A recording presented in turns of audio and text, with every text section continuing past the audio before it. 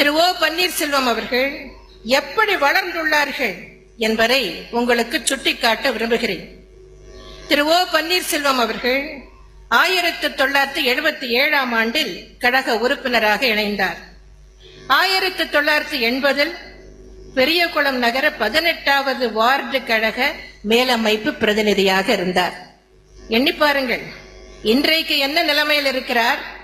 ஆனால் ஆரம்பத்தில் 80இல் பெரியகுளம் நகர 18வது வார்டு கழக மேலமைப்பு பிரதிநிதியாக இருந்துள்ளார்.